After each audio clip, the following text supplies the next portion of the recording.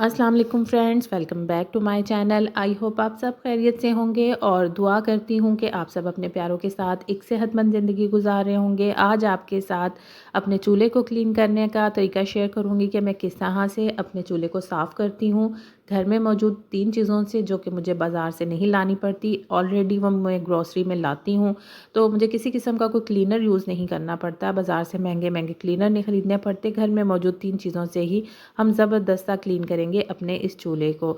तो बिना टाइम ज़ाया किए बढ़ते हैं इस वीडियो की तरफ। तो आपने बिना स्किप किए इस वीडियो को देखना है अगर आप भी चाहते हैं कि आपको इससे फ़ायदा हासिल हो। तो बढ़ते हैं वीडियो की तरफ। तो ये है मेरा चूल्हा, जिसकी मैंने काफ़ी ख़राब हालत कर ली है इस चक्कर में कि मैंने वीडियो शूट करनी है और आपके साथ इसकी क्लीनिंग का तरीका शेयर करना है। इस चक्कर में मैं इसे काफ़ी दिनों से इग्नोर कर रही थी और इसे प्रॉपर क्लीन नहीं कर रही थी।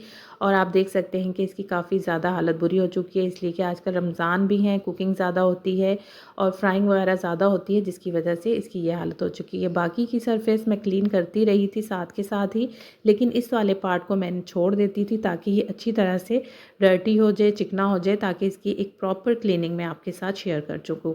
तो चलिए शुरू करते हैं इसकी क्लीनिंग। तो सबसे पहले मैं इसका बर्नर जो है वो रिमूव कर दूँगी और बर्नर हटाते ही आप इसकी हालत देख सकते हैं कि कितनी ख़राब हो चुकी है।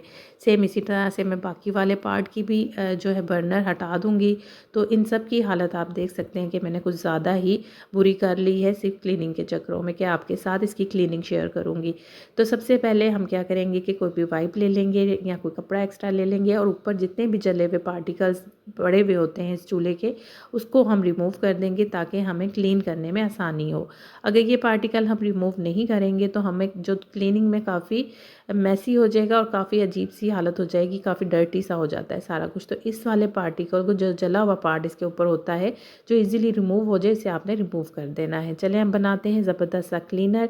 तो इसके लिए हम लेंगे 2 टेबलस्पून बेकिंग सोडा, जो कि हर घर में मौजूद होता है, और इसके साथ ही हमें चाहिए होगा सिरका।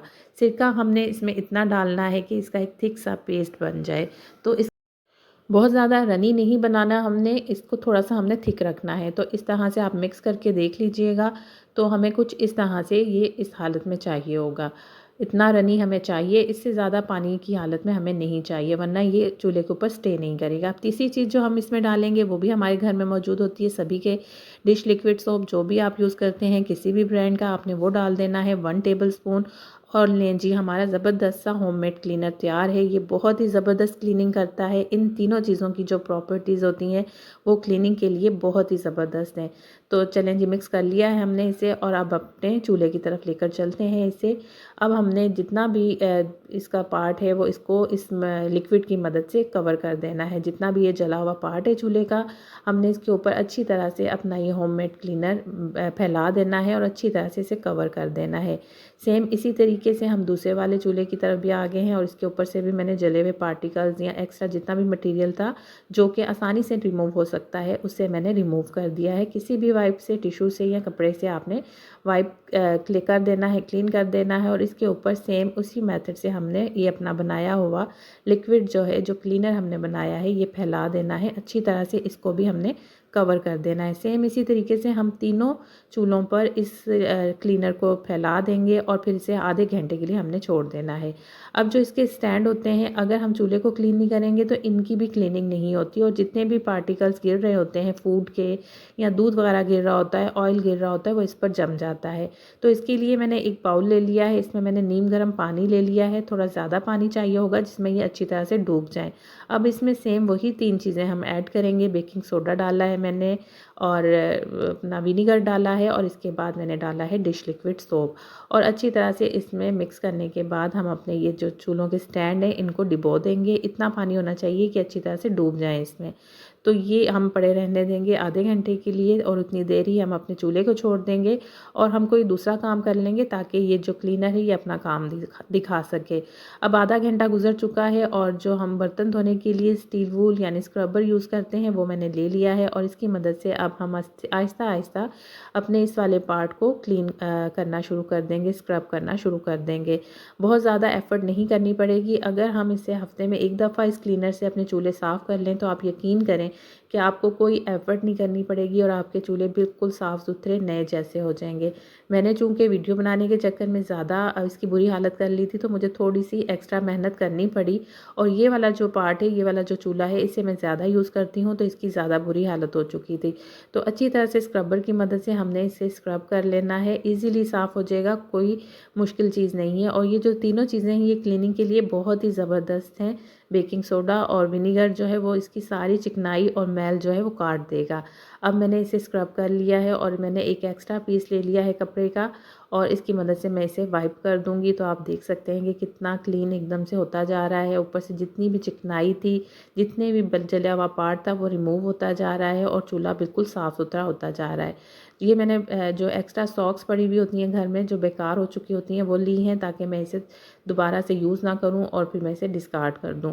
तो इस तरह से मैं क्लीन करने के बाद इसे डस्टबिन में फेंक दूँगी ताकि मुझे दोबारा से किसी साफ़ सुथरे कपड़े को यूज़ ना करना पड़े। तो ये एक्स्ट्रा जो चीज़ें होती हैं, इन्हें आप फेंका ना करें, इस तरह की क्लीनिंग में ये बहुत यूज़ हो जाती हैं।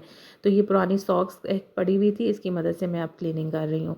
अब मैं इसे फेंक भी दूँगी तो मुझे किसी किस्म की कोई परेशानी नहीं होगी। अब बीच वाले पार्ट को भी इसी तरह से मैं अच्छी तरह से क्लीन कर लूँगी, इसलिए कि ये थोड़े से इसकी स्पेस कम होती है, तो इसकी क्लीनिंग में थोड़ा-सा मसला होता है। तो मैंने एक क्लीनिंग के लिए ब्रश तो रखा ही होता है किचन में, आप भी ज़रूर रखा करें, जो सिर्फ़ क्लीनिंग पर्पज़ के लिए हो, किचन की क्लीनिंग के लिए। तो इसकी मदद से मैं इस वाले पार्ट को साफ़ कर लूँगी, जहाँ पर मेरा हाथ नहीं पहुँच पा रहा, फिंगर नहीं पहुँच पा रही। अब मैंने एक माइक्रोफ़ाइबर क्लॉथ ले लिया है और उसकी मदद से अच्छी तरह से मैं जितना भी इसके ऊपर लिक्विड लगा हुआ है, उसे क्लीन कर लूँगी और बिल्कुल हमारा साफ़ सुथरा हो जाएगा सारा जो ये चूल्हा है। और आप देख सकते हैं कि काफ़ी इसकी बेहतर हालत हो चुकी है और इसको हमने अच्छी तरह से क्लीन कर लिया है। दोबारा से मैंने इसे धोने के बाद फिर से इसको साफ़ कर रही हूँ और अब आप देख सकते हैं कि बिल्कुल चमचम करती हुई हालत है इसकी और कितना ज़बरदस्त क्लीनर था, जिसकी मदद से हमने इतनी बुरी हालत वाले चूल्हे को भी साफ़ कर लिया। सेम इसी तरीके से हम दूसरे वाले चूल्हे को भी साफ़ कर लेंगे।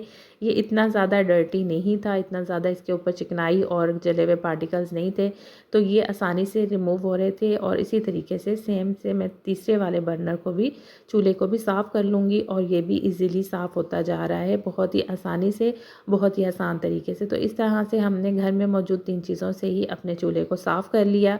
आप इनकी कंडीशन देख सकते हैं, हमें किसी किस्म के बाज़ार से महंगे क्लीनर नहीं लेने पड़े और आसानी से हमने इनको साफ़ कर लिया। तो आप भी इस तरह से घर में मौजूद इन तीनों चीज़ों को इस्तेमाल में ज़रूर लाएँ और क्लीनिंग करें। अब हम इनके स्टैंड्स को साफ़ कर लेते हैं, इन्हें भी पड़े हुए तकरीबन आधा घंटा हो चुका है और अब मैंने इसका जो पानी था उसे सिंक में फेंक दिया है, तो सिंक की भी अच्छी सी क्लीनिंग हो जाएगी और उसकी ड्रेन भी साफ़ हो जाएगी इस क्लीनर की मदद से। अब मैंने उसी ब्रश को लेकर और इसके जितने भी ये गहरे पार्ट होते हैं, जहाँ पर अंदर तक चिकनाई और जले हुए पार्ट जमे हुए होते हैं, इनको अच्छी तरह से हम इस क्लीनर की मदद से, इस ब्रश की मदद से क्लीन कर लेंगे, तो सारी जो मैल है, जो चिकनाई है, इसमें से निकलती जाएगी। और इसके बाद हम इसे वॉश कर लेंगे। आपने कोई भी इसकी जगह को छोड़ना नहीं है ताकि अच्छी तरह से ये क्लीन हो जाए। तो चलें अब इन्हें वॉश कर लेते हैं और वॉश करने के बाद हमने इसे अच्छी तरह से ड्राई करना है और फिर इनको चूल्हों के ऊपर रखना है। गीले-गीले आपने इनको चूल्हों पर नहीं रखना।